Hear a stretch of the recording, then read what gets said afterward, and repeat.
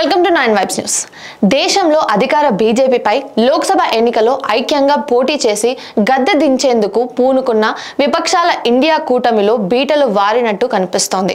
ఇప్పటికే లోక్సభ ఎన్నికల్లో ఒంటరిగా పోటీ చేస్తామని బంగాల్ ముఖ్యమంత్రి మమతా బెనర్జీ ప్రకటించగా పంజాబ్ సీఎం భగవంత్ మాన్ మరో కీలక ప్రకటన చేశారు. రాష్ట్రంలో కాంగ్రెస్తో ఆమ్ ఆద్మీ పార్టీకి ఎలాంటి పొత్తు లేదని ముఖ్యమంత్రి భగవంత్ మాన్ తెలిపారు. పంజాబ్లో ఆప్ ఒంటరిగా పోటీ చేయనున్నట్లు వెల్లడించారు. వచ్చే సార్వత్రిక ఎన్నికలో 13 సీట్లను ఆమ్ ఆద్మీ పార్టీ కైవసం చేసుకుంటుందని ధీమా వ్యక్తం చేశారు.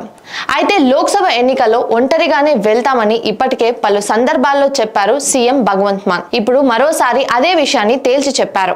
పొత్తులపై కాంగ్రెస్ తో జరుగుతున్న చర్చలకు పంజాబ్తో సంబంధం లేదని ఆయన చండీగఢ్లో వివరించారు.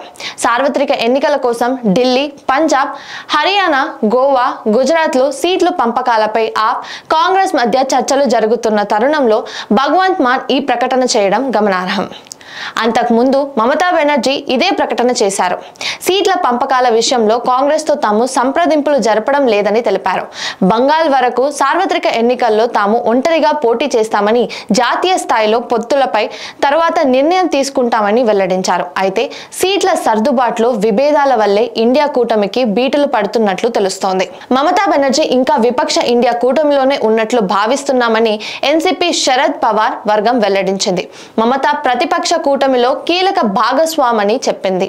దీదీపై తమకు అపారమైన గౌరవం ఉందని ఎన్సీపీ కార్యనిర్వాహక అధ్యక్షురాలు సుప్రియా సూలే వెల్లడించింది. ఇండియా కూటమి ఐక్యంగా ఉందని, తామందరం కలిసే పోరాడుతామని స్పష్టం చేశారు. కూటమిలో అంతర్గత పోరు లేదని తేల్చి చెప్పిన సుప్రియా సూలే రాష్ట్రాల్లో పరిస్థితులు భిన్నంగా ఉంటాయని తెలిపారు. Like, share, subscribe to 9 vibes news.